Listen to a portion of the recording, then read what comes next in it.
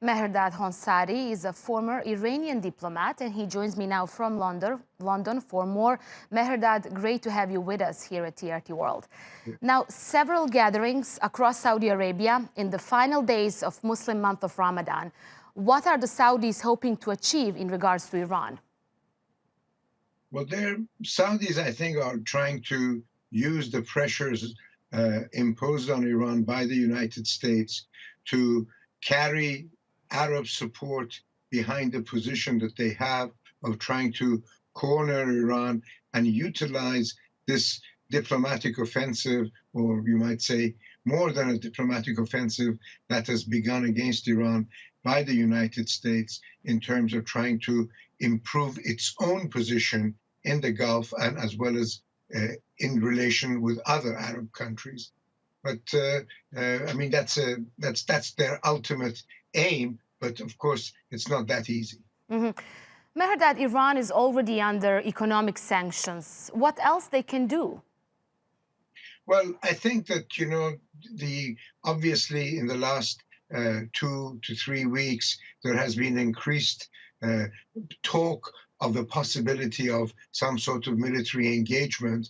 I don't think that any sane party, either in the United States or in Iran, wants to go that. And in fact, officials have been quite elaborate that they don't want things to go that way. But the Saudis and the Emiratis and the Bahrainis, these three within the GCC, who are, of course, isolated within the GCC because of the stance that Saudi Arabia took against Qatar last year, they want to maximize pressures on Iran in order to put themselves in the best position of advantage. And they hope that they think that by holding this summit in Mecca in this holy month at this particular time, that they can rally the Arab world behind them in trying to isolate Iran and put further pressures on Iran.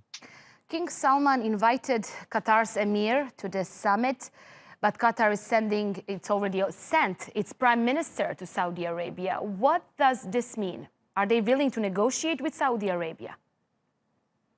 Well, I think that this could possibly signal a good start in terms of trying to end this terrible situation that has arisen between Saudi Arabia and Qatar. It's an opening step, but the aim was to get the Emir to come in the first instance, for the king to greet him at the airport. That would have obviously been a better signal in terms of trying to put the past difficulties behind and start some sort of a negotiating process.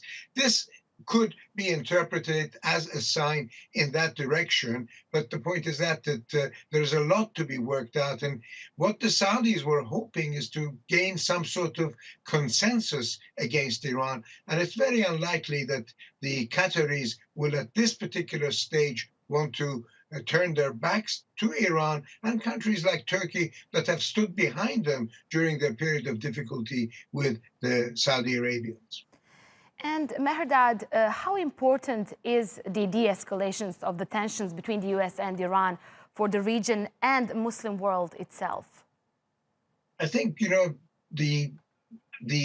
if they do not de-escalate, if for some chance, as the Iranian foreign minister recently said in New York, there is some kind of a intended accident that gets things out of hand, it will be catastrophe for the region. It will be catastrophe for the world economy. If there is conflict in the Persian Gulf, the price of oil could rise 2 or 3 times what it is, which has a devastating effect on the economy of Western Europe, Asia, developing countries, and not to mention the damage that it will do to the infrastructure and the standard of living for people living in and around the Persian Gulf. So I don't think anybody in their sane mind wants that to happen, and that is the hopeful bit, that somehow matters will de-escalate and that some sort of normalcy will be returned in terms of the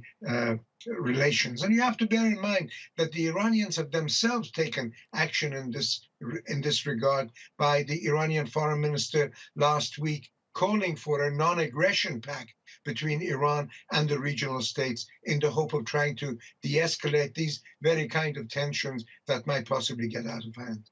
Okay, thanks so much for that, Mehrdad Khonsari, a former Iranian diplomat, live for us from London.